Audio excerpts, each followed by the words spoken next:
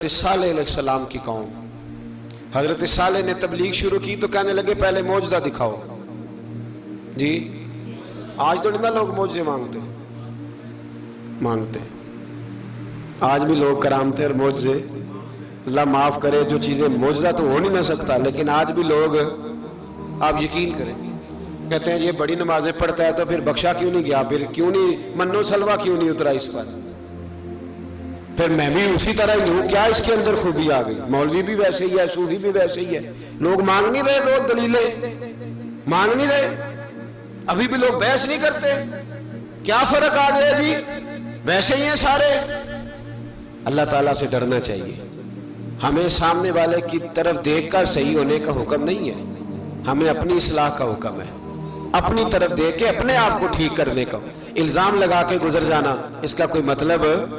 सुनो और याद रखो, हजरत सालेह अलैहिस्सलाम से कहने लगे पहले मौजज़ा दिखाएं, तो हजरत सालेह अलैहिस्सलाम ने फरमाया ऊंट कहाँ से पैदा होते हैं, कहा ऊंटनी के बतन से। फरमाया आओ मैं तुम्हें पहाड़ के अंदर से ऊंटनी पैदा करके दिखाता हूँ। कहाँ से? पहाड़ के अंदर से। हजरत नूह साथ लेके गए तो पहाड़ के अंदर से ऊंटनी निकली, और ऊंटनी भी गाभन थी, उसके पेट में बच्चा, और ऊंटनी इतना दूध देती थी कि सारी बस्ती दूध पी जाती थी, फिर भी दूध बच जाया करता था। लेकिन हजरत नूह अलैहिस्सलाम ने फरमाया अब तुमने देख तो लिया ये इसे, ये जितना दूध देगी रोटी भी उतनी खाएगी, एक दिन तुम सारे पानी पियोगे, एक दिन ये सारा पानी पिया करेगी, एक दिन तुम सारे बाकी जानवरों को घास खिलाओगे, एक दिन ये ऊंटनी। और ऊंटनी का नाम क्या? नाकत अल्लाह, अल्लाह की ऊंटनी। किसकी ऊंटनी? नाम क्या है? अल्लाह की, ये अल्लाह की ऊंटनी है। तो हजरत नूह अलैहिस्सलाम की ऊंटनी, फरमाया इसकी बेअदबी ना करना। बाज नहीं आए लोग, बाज नहीं आए, कहने लगे जी दूध देना तो ठीक है, पर ये जो सारा पानी पी जाती है ना, ये सही नहीं, ये जो सारी घास खा जाती है ये नहीं ठीक, दूध देना तो ठीक है पर ये नहीं सही। आपने फरमाया इसे कुछ ना कहना, अल्लाह की ऊंटनी है। मैं कहा करता हूं उन लोगों ने नाकतुल्लाह की बेअदबी की, हजरत नूह अलैहिस्सलाम की ऊंटनी की टांगे काट दी सालेह अलैहिस्सलाम की। और देखो अल्लाह बड़ा बेनियाज है, अगर पैदा करना जानता है तो हिफाजत करनी नहीं जानता। लेकिन रब करीम ने फरमाया ना करना, उन्होंने उनके पैर काट दिए, कानों पे छुरियां लगाई। ऊंटनी जब मर गई, ऊंटनी अल्लाह तबारक व तआला की ऊंटनी जब मर गई तो हजरत सालेह अलैहिस्सलाम की कौम पर रब करीम ने जलजला भेजा। इज़ा ज़ुलज़िलतिल अर्दु ज़िलज़ालहा, जब जलजले आएंगे और जब उनका जलजला आना जलजला आता है ना, क्या करती है कौम? ला इलाहा इल्लल्लाह, ला इलाहा इल्लल्लाह, कलमे जारी हो जाते हैं। बल्कि एक दफा ऐसा भी हुआ कि मस्जिदों में ऐलान होने लगे जलजला आ रहा है, जो फजर के लिए नहीं उठे जलजले के लिए वो भी उठ गए। जिनका दावा है ना मेरी सवेरे आंख नहीं खुलती, उनकी लगी नहीं कितने घंटे, बाद में भी नहीं लगी, टीवी पे ऐलान होते रहे कोई नहीं आ रहा सो जाओ चुप करके, लेकिन आंख लगी। मौत से तो डरता है, अल्लाह से डरता ही नहीं, मौत का खौफ है रब का नहीं। जलजला आया, सारी कौम तबाह हो गई। बताओ अगर नाकत अल्लाह की गुस्ताखी हो तो अल्लाह नाराज हो जाता है, और अगर औलिया अल्लाह की हो, अगर औलिया अल्लाह की हो तो रब नाराज नहीं होता। शर्म नहीं आती लोगों को दाता साहब की बेअदबी करते, शर्म नहीं आती लोगों को गौसे आजम की गुस्ताखी करते, हया नहीं आती जिन्होंने दीन फैलाया उनकी बेअदबी। मैं दर्द से कहता हूं, रो के कहता हूं, और अगर कलेजा फट सके तो मैं दिखाऊं जख्म कितने। एक हज के मौके पर एक बाबा जी, उस साल 4,80,000 रुपए का प्राइवेट हज था, और बाबा जी की कैफियत कमजोर थी, बेचारे बीमार थे, इसके बावजूद वो गए। बूढ़े आदमी, जाग के बैठिए, बुजुर्ग, और कितनी मुश्किल है वहां मिना, मुजदलफा, अरफात, तवाफ़े ज़ियारत, कितना मुश्किल काम है तवाफ़े ज़ियारत करना, तवाफ़े विदा करना। किस कठिन से हज किया, बुढ़ापे में पैसे भी लगाए, और जब वो रोज़ा रसूल पे गए सल्लल्लाहु, और उन्होंने जाके नबी पाक सल्लल्लाहु अलैहि वसल्लम के रोजे की तरफ मुंह करके दुरूद शरीफ पढ़ा तो एक मुल्ला ने उठ के कह दिया तू तो मुशरिक है। तो मेरी रूह कांपी, मैंने कहा तुझे शर्म नहीं आई, हया नहीं आई? इसकी उम्र देख, किस बुढ़ापे में कहां से चला, कहां आया। ये मुशरिक होता तो किसी मंदिर में जाता, یہ مشرک ہوتا تو کسی گرجے میں جاتا، یہ مشرک نہیں، یہ مومن ہے، اور یہ وہ والا مومن ہے جس کے سینے میں دل جب دھڑکتا ہے تو خالی دھڑکتا نہیں، ساتھ وہ محمد عربی پہ درود و سلام بھی پڑھتا ہے۔ شرم نہیں آتی لوگوں کو؟ اتنی بڑی گستاخی کرتے جو روضہ رسول پہ آیا مشرک ہے۔ میں نے تو ایک مولوی کو صاف صاف کہا تھا، میں نے کہا اگر میں مشرک ہوں تو نکالو، مشرک کا داخلہ تو یہاں ویسے ہی منع ہے۔ شرم نہیں آتی؟ اپنی زبان کا ایک پاس کرو کچھ۔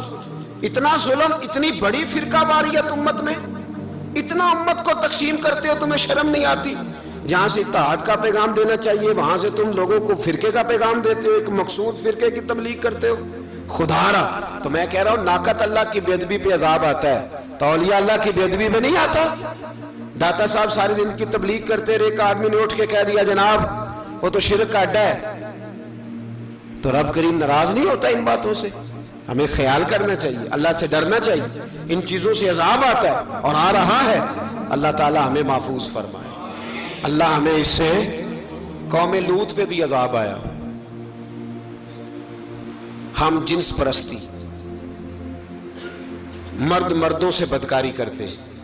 حضرت نوح نے سمجھایا کہ یہ کام درست فطرت کے خلاف ہے، یہ کام درست نہیں۔ جب انسان یہ کام کرتا ہے تو زمین اور آسمان کانپتے ہیں۔ اب میں کیسے کھول کے بتاؤں، میرے پاس اعداد و شمار ہیں کہ پاکستان کے اندر اس کام کی کیفیت کیا ہے اور کس طرح کر کے لوگ، میں تو رونا روتا رہتا ہوں داڑھی کا۔ لوگ کئی دفعہ کہتے ہیں حضرت صاحب پہلے بھی آئے تھے تو داڑھی کی بات، پھر بھی آئے تو داڑھی کی بات، تو میں رونا روتا ہوں۔ اس لیے روتا ہوں کہ جو کلین شیو نوجوان ہوتا ہے وہ امرد کے حکم میں ہے، اس پر وہی حکم لگتا ہے جو عورت پہ لگتا ہے۔ اس کے ساتھ مرد کا اٹھنا بیٹھنا اسی طرح ناجائز ہے جس طرح عورت کے ساتھ۔ حضرت جنید بغدادی رحمت اللہ تعالیٰ علیہ کے سامنے ایک شخص نے کہا وہ کتنا خوبصورت نوجوان جا رہا ہے، تو آپ فرمانے لگے تو حافظ قرآن نہیں؟ کہا ہاں۔ فرمانے لگے جا اپنے حفظ کی خیر منا۔ وہ شخص کہتا ہے میں نے اس بغیر داڑھی والے کلین شیو نوجوان کو بری نظر سے دیکھا، مجھے قرآن پاک ہی بھول گیا، سارا قرآن پاک بھول گیا۔ اور کتنے سال میں دعائیں کرتا رہا، بیت اللہ کے طواف کرتا رہا، میں یاد بھی کرتا تو نہیں ہوتا۔ کیسے اب تو ہمارا نعت کہاں بیوٹی پارلر سے ہو کے آتا ہے، ہم کسی اور کو کیا پیغام دیں؟ وہ پیغام، وہ نظام، وہ طریقہ کار جس کا حکم تھا شریعت میں، قوم لوط پر عذاب آیا۔ صحیح بیٹھتے ہوں گے بچے جو موٹر سائیکلوں پہ بیٹھتے ہیں، میں نے گجرانوالہ کی سڑکوں پہ بچوں کو، نوجوانوں کو جو تماشے کرتے سرے عام دیکھا ہے تو مجھے ڈر لگتا ہے، اور کوئی روکنے والا نہیں، شغل ہو رہا ہے، ہنس رہے ہیں، اور سامنے عورتیں بھی ہیں، سب ہو رہا ہے۔ کتنی تکلیف کی بات۔ حضرت نوح کی قوم یہ کام کرتی تھی، قرآن پاک نے بیان کیا ہے۔ حضرت نوح نے سمجھایا، فرمایا رب کریم نے تمہیں اپنی خواہش پوری کرنے کے لیے جائز طریقہ عطا فرمایا، عورتوں سے نکاح کرو، اور اس نکاح کی برکت سے جو اللہ تمہیں اولاد دے گا اس کو اللہ تبارک و تعالیٰ تمہارے لیے باعث بخشش بھی فرمائے گا۔ لیکن جب قوم نہ مانی تو جو قوم لوط کا عمل کرے اس کا علاج قرآن نے بیان فرمایا کہ آسمان سے پتھر برسیں گے، پھر پتھر برسے، اور جن کے بڑے بڑے اچھے دماغ تھے ان کے دماغ چکنا چور کر دیے گئے، تباہ کر دیے گئے، ان کے دماغ زمین پر بچھاڑ دیا گیا۔